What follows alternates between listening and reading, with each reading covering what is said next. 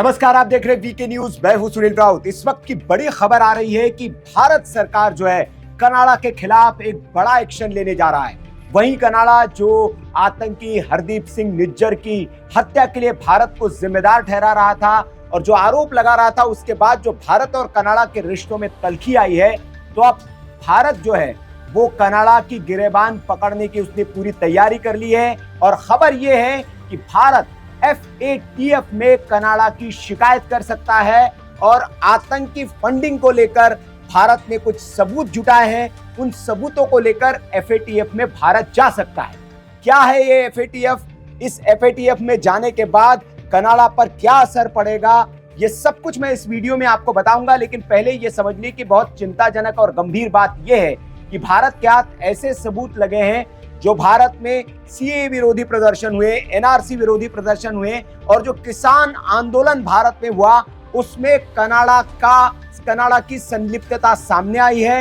ये the Sunday guardian की report है। संडे गार्जियन में एक रिपोर्ट छपी, उस रिपोर्ट के मुताबिक भारत ने इन सबूतों को इकट्ठा कर लिया है और जो 41 राजनयिकों को इस देश से बाहर किया गया है, ये सिर्फ पहला कदम है। इसके बाद कनाडा पर भारत बड़े एक्शन की तैयारी करके बैठा हुआ है और द संडे गार्जियन ने लिखा है कि 41 राजनयिकों को निकालना ये हल नहीं है। इसके बाद भारत के पास एक सबूतों का बहुत लंबा चौड़ा पुलिंदा है और उसका एक डोजियर बनाकर वो FATF में इसको शिकायत करेगा और उन शिकायतों में राजनयिकों की भी शिकायत होगी कि कैसे उन्होंने भारत में रहते हुए इन आंदोलनों में दखल दी, भूमिका निभाई और भारत के खिलाफ एक माहौल बनाने की कोशिश की। आपको बता दें कि कनाडा में जिस तरह से खालिस्तानी आतंकवाद पनप रहा है, वो भारत के लिए चिंता का विषय है और भारत उस पर लगाम कसने के लिए, नकेल कसने के लिए हर संभव कोशिश में जुटा हुआ है। और इसी का ये नतीजा, अगली खबर ये है कि FATF में अब कनाडा के खिलाफ भारत जाकर उस पर लगाम लगाने की कोशिश करेगा।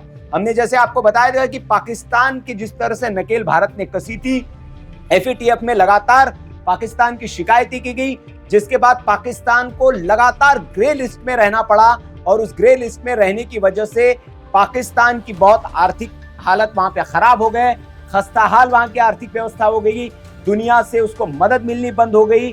तो ये सारे अगर FATF में शिकायत भारत करता है और उसकी जांच शुरू होती है, तो इस पर कनाडा पर दूरगामी असर होगा। दुनिया की नजर में उसके लिए अगर वो ग्रे लिस्ट में, हालांकि उसको शामिल कराना इतना आसान काम नहीं है, लेकिन अगर FATF की जांच शुरू होती है और भारत कुछ सबूत पेश करता है, तो जाहिर तौर पर FATF पर भी ये दबाव होगा कि वो एक्शन ले। अब ये क्या है FATF? तो आपको बता दें कि FATF का फुल फॉर्म है फाइनेंशियल एक्शन टास्क फोर्स। एक इंटर गवर्नमेंट बॉडी है जो G7 देशों की एक पहल पर इसे बनाया गया था। और ये जो है, जो टेरर फंडिंग जो होती है वर्ल्ड वाइड, कोई देश अगर टेरर फंडिंग करता है तो उस पर ये निगरानी रखता है और उस वॉचडॉग की भूमिका में संगठन रहता है और वो निगरानी के आधार पर एक रिपोर्ट तय करता है और एक सूची बनाता है देशों की। उस सूची में ग्रे लिस्ट, ब्लैक लिस्ट, ये दो लिस्ट होती है और अगर कोई देश ब्लैक लिस्ट में चला जाता है तो उस देश के लिए तमाम तरह की पाबंदियां और प्रतिबंध उस पर लग जाते हैं।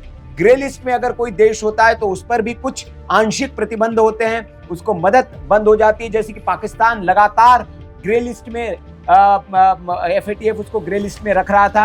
हालांकि कुछ ही दिन पहले पाकिस्तान को ग्रे लिस्ट से बाहर किया गया है, लेकिन ये जो पाकिस्तान ग्रे लिस्ट में गया था, इसमें बड़ी भूमिका भारत की थी। भारत ने FATF में लगातार उसकी शिकायत की कैसे पाकिस्तान जो है अपनी सरजमी पर आतंक को पनाह दे रहा है और उसको फंडिंग कर रहा है, आतंक को वित्त पोषित कर रहा है।